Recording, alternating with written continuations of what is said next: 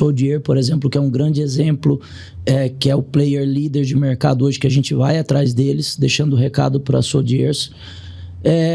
Nós reformatamos o negócio, porque ele tinha feito uma consultoria num cursinho de internet, pagando barato para fazer a formatação. A gente reformatou totalmente o modelo de negócio. Ela foi para a Scale Up. Lá na Scale ela começou vendendo uma franquia por mês, passou para 2, passou para 3. Ela foi para a gestão e aí foi pegando o jeito da gestão, do ponto. Quando nós entendemos que ela estava pronta para a escala, ela veio para aceleração. No primeiro mês de aceleração, ela fez 16 franquias. Aí tem gente que fala assim, cara, esses caras são doidos, 16 labolaria, olha só. Não, cara, precisa enxergar o todo, que até chegar no processo de aceleração, ela passou minimamente ali por 1 ano e meio de uma estruturação muito robusta, por verticais do ecossistema. Por isso que hoje nós nos colocamos, e acredito que a 300 seja o único ecossistema do franchising brasileiro. Tem muita empresa se colocando enquanto ecossistema. Eu quero ver desenhar e mostrar que é ecossistema. E aí, isso tudo ele é envolvido por uma horizontal de educação. Nós temos um evento chamado Conexão 300, que é um evento que é como se fosse um mastermind para qualificar os nossos sócios. Nós temos um evento que é o Power 300, que é uma convenção que ela coloca sócios, franqueados, franqueadores, fornecedores e até possíveis novos clientes para entenderem o que a gente faz. E o time todo. E o time todo, junto. Tudo isso junto. E isso é um ecossistema.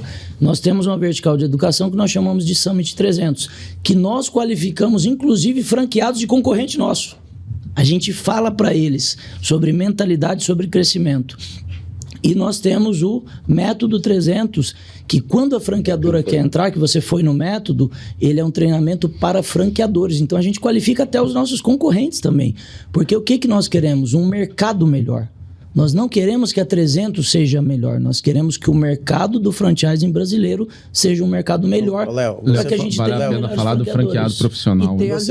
E também tem as missões, né? As missões internacionais. E também tem uma questão seguinte, né? Que você falou muito sobre uma seleção de tudo que vai acontecer quando o cara entra. Só que assim, o franqueador, né? Só que a grande maioria das vezes tem um não, né? E não entra. Eu acho que, já que você tá falando, é legal você falar também como a gente acaba ajudando até no não. Pessoal, posso parar um pouquinho aqui e falar um pouquinho do nosso patrocinador do podcast, que é o Seu Cliente Oculto. Vou mostrar a plaquinha deles aqui para vocês, ó. O Seu Cliente Oculto é uma plataforma que mede a satisfação de atendimento, mede seus concorrentes, ele vai muito além do NPS, que é o seu Net Promoter Score, que tem aquela notinha ali que muitas vezes você dá para um atendimento para alguém. Recomende esse site de 0 a 10, quanto que você recomenda? Que esse é um parâmetro, né? E o Seu Cliente Oculto vai medir muito além disso. Eles têm mais de 500 mil pessoas que fazem avaliações de negócios Brasil afora, fisicamente, de forma humana. E dentro desse resultado dessas pesquisas, ele te dá uma plataforma online que te dá todas as informações sobre aquilo que você está medindo. Então dá uma olhadinha lá, www.seuclienteoculto.com.br, segue eles no Instagram, é bem legal. Vou passar uma vinhetinha aqui para vocês entenderem mais sobre a empresa, tá bom? Valeu! Sabia que existe uma plataforma em que você consegue monitorar tudo de todas as suas unidades e como que tá cada um dos seus atendimentos? Não é preciso você estar sempre presente em seu negócio. Você consegue ter esse monitoramento através da plataforma da Seu Cliente Oculto. Uma pessoa vai até a sua unidade tirando foto, explicando detalhadamente como foi o atendimento. Você tem os principais insights para melhorar a experiência do cliente em toda a sua rede. Conheça mais no site da Seu Cliente Oculto. Eu ia falar que tem 2 pontos. Essa questão do não, que é muito mais não do que sim. Então, hoje muitas marcas nos procuram e muitas vezes não é o momento, mas a gente acaba ajudando, muitas vezes formatando ela de novo para o crescimento ou colocando ela dentro de um programa de mentoria. Agora, o que eu acho mais interessante foi que o Vini me lembrou, que eu acabei esquecendo. Hoje, quando um franqueado entra para dentro da 300, nós temos um programa chamado Programa Franqueado Profissional. Ele entra dentro de uma trilha de conhecimento de 6 meses. que ela passa por... Estamos falando do franqueado. Ele comprou uma franquia. Ele comprou uma franquia. Então, quando ele comprou uma franquia, o Cris lá na gestão já está qualificando o cara aqui. Tecnicamente, mentalidade, trilha de conhecimento, baseado na trilha. E aqui do lado de cá, o que a 300 quer? Ela quer formar multifranqueados. Então, a franqueadora está pensando em multifranqueado e a 300 está pensando em multifranqueado. O que nós treinamos aqui? Planejamento estratégico, vendas, marketing, gestão e liderança, governança e compliance. E ele finaliza essa trilha de conhecimento pessoalmente lá na 300, entendendo um dia de operação na 300. E ele recebe um certificado de franqueado profissional. O que é o grande detalhe? Nós temos aqui um valor de investimento, só que quando ele conclui esse programa, ele pode levantar a mão e falar assim, eu quero escolher uma franquia da 300. E quando ele escolhe, ele não tem investimento sobre taxa de franquia. O nosso negócio é estar com as melhores pessoas para empreender dentro dos nossos negócios. Muito bom. Isso é uma coisa que a gente nunca falou publicamente, né? Cara, muito massa. Cara, bem legal. E eu dei a mentoria de planejamento estratégico para um grupo agora recente de 50 franqueados. É sensacional. Esses caras estão entrando no franchising com outra cabeça. E não é a franqueadora que está falando. A gente está preparando as pessoas para que eles sejam grandes. Bem lembrado, eles ainda vão receber treinamento da franqueadora. Não muda a responsabilidade e o compromisso da franqueadora de entregar franqueado feliz. Você está colocando. Você está colocando um conhecimento que ele é base para todos, ele é comum. Isso. E todo mundo tem que ter. Né?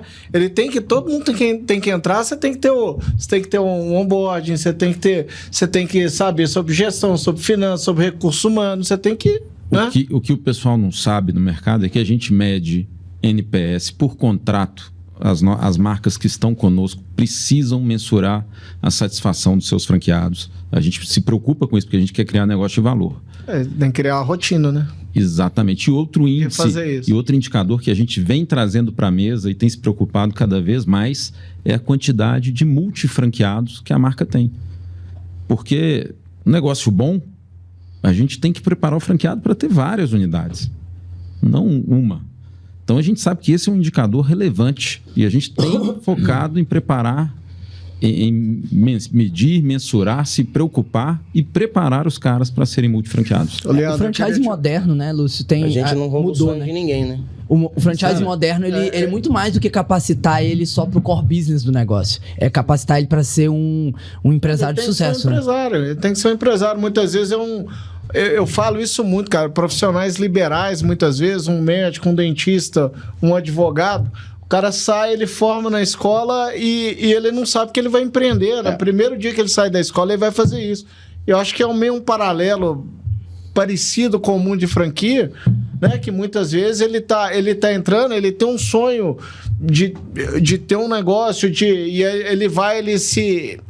ele se alinha com algum tipo de negócio, né? Seja ele qual franquia que for, uma labolaria, por exemplo, ele vai ser uma loja de bolo e tudo mais, mas ele tem que entender ali todos os nuances por trás da gestão do negócio. Talvez falar do conselho da dona Solange.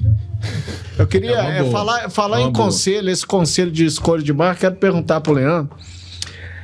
Cara, eu tô vendo que vocês têm todas essas rotinas, esse processo de aprovação, mas até que ponto aquele olho no olho, você bate o olho no cara, eu queria que você contasse algum caso disso, que ou deu certo ou deu errado, que você bateu assim, cara, esse cara vai. Ou muitas vezes, não, esse cara que eu pensei que não ia, acabou indo, assim, entendeu? Então, bem legal esse ponto que você falou, porque assim, ó, tem todo esse filtro, né, que a grande maioria das pessoas não sabe. Só que assim, a gente também não é perfeito. E a gente também erra, né? O foco, ele sempre é na pessoa, no empreendedor. Às vezes, empreendedores ruins pegam negócios bons e fazem com que desande. Mas às vezes você pega um empreendedor bom e você pega um negócio que às vezes não é tão bom. Aí você sabendo orientar ele tendo humildade de ouvir, a gente consegue construir um grande negócio, né? Se o cara realmente é bom. Então a busca e a procura é pelas pessoas. Só que assim, a gente não acertou em todas. né? Conta um caso aí legal, ou de uma forma ou de outra, que deu certo ou não deu, que você bateu o olho assim, cara, esse cara é legal e realmente o negócio funcionou, e foi mais no feeling que talvez eu falo porque a gente estava junto nesse conselho, e eu que trouxe, porque é um case que começou com a formatação da franquia e depois foi para... E esse sim fez o ciclo completo.